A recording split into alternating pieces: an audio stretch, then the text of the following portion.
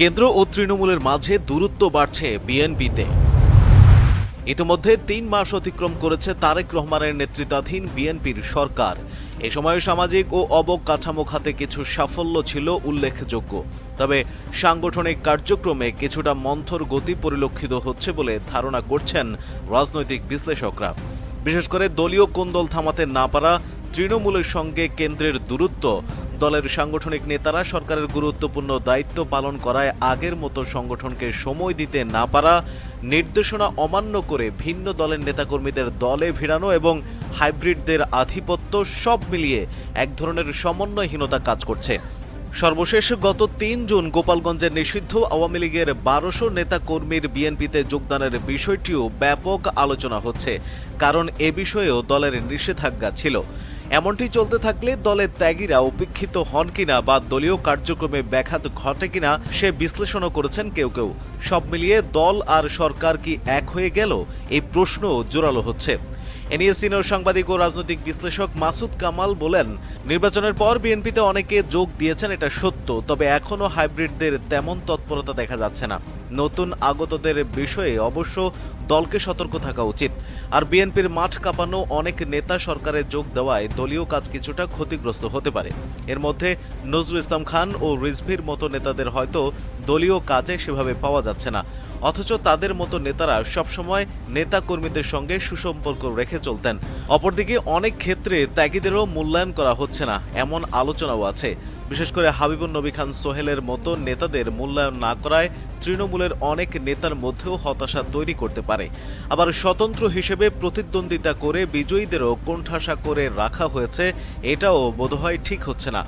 তিনি বলেন, জেলা ও মহানগর পর্যায়ের নেতাকর্মীদের সঙ্গে কেন্দ্রের দূরত্ব থাকলে সামনে দল ক্ষতিগ্রস্ত হতে পারে। বিষয়টি নিয়ে এখনই দলের হাইকমান্ডকে ভাবা উচিত। ভিন্ন দলের নেতাকর্মীদের ভেড়ানোর অভিযোগ, খোঁজ নিয়ে জানা গেছে ৫ আগস্টের পট পরিবর্তনের পর অন্য দলের নেতাকর্মীদের দলে ভেড়ানোর বিষয়ে করা নিষেধাজ্ঞা এখনও প্রত্যাহার করেনি বিএনপি, তবে তৃণমূলে তা কমই মানা হচ্ছে, বরং দলে ভেড়ানো হচ্ছে অন্য আদর্শের নেতাকর্মীদের। সর্বশেষ গত ৩ জুন গোপালগঞ্জ ২ আসনের সংসদ সদস্য ডক্টর AKM বাবরের হাতে ফুল দিয়ে বিএনপিতে যোগদান করেন স্থানীয় আওয়ামী লীগ নেতা ছনোয়ার হোসেন মোল্লা ও নূর ইসলাম শেখের নেতৃত্বে ১২০০ আওয়ামী লীগ নেতাকর্মী। এই বিষয়টি নিয়ে ব্যাপক আলোচনা হচ্ছে।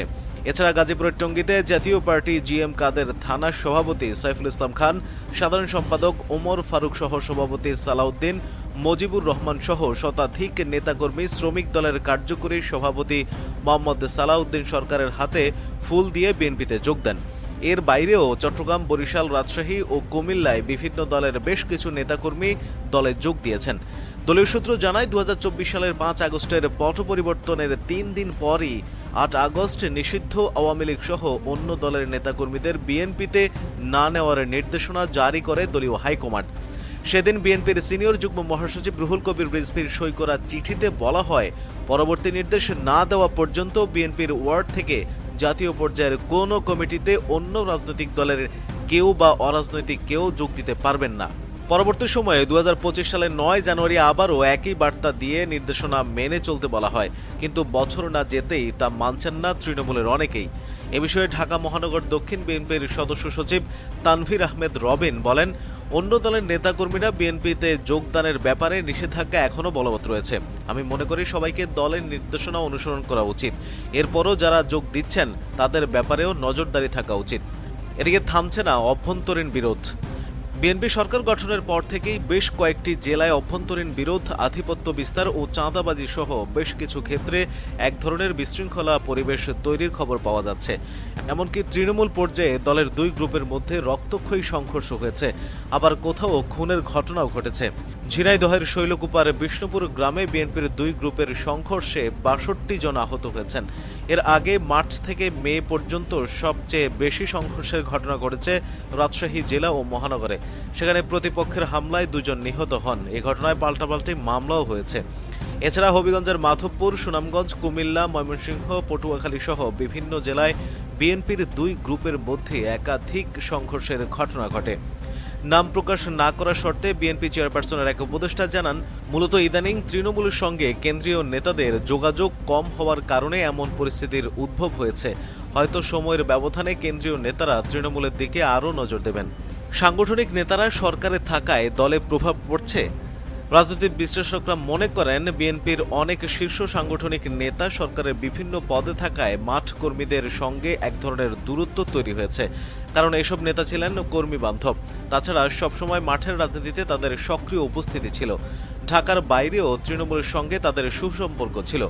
কিন্তু কর্মী বান্ধব এই নেতারা সরকারে থাকায় আগের মতো দলকে সময় দেওয়ার ক্ষেত্রে কিছুটা ঘাটতি দেখা যাচ্ছে।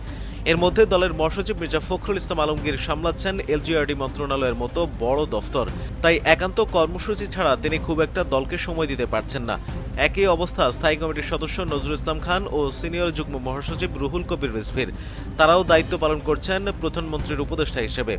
তাদের মতো নিবেদিত প্রাণ বিকল্প নেতৃত্বেরও কিছুটা সংকট মনে করছেন কেউ কেউ। এ কারণে দল ক্ষতিগ্রস্ত হচ্ছে কিনা তাও পর্যালোচনা হচ্ছে বিভিন্ন রাজনৈতিক মহলে। জানতে চাইলে বাংলাদেশ সমাজতান্ত্রিক দল বাসদের সহ-সভাপতি সম্পাদক রাজেকুজ্জামান রতন বলেন, সরকার মাত্র ৩ মাস অতিক্রম করল। এ সময়ে সবকিছু পূর্ণাঙ্গ মূল্যায়ন করা সম্ভব নয়।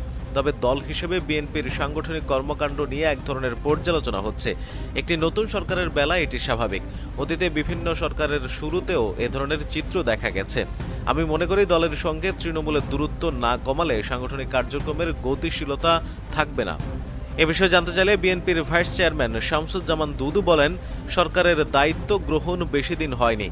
এ সময়ে তৃণমূলের সঙ্গে কিছুটা দূরত্ব তৈরি হওয়া স্বাভাবিক। তবে আমার বিশ্বাস সবকিছু গুছিয়ে নিশ্চয়ই দলের পক্ষ থেকে তৃণমূলকে আরও ঢেলে সাজানো হবে।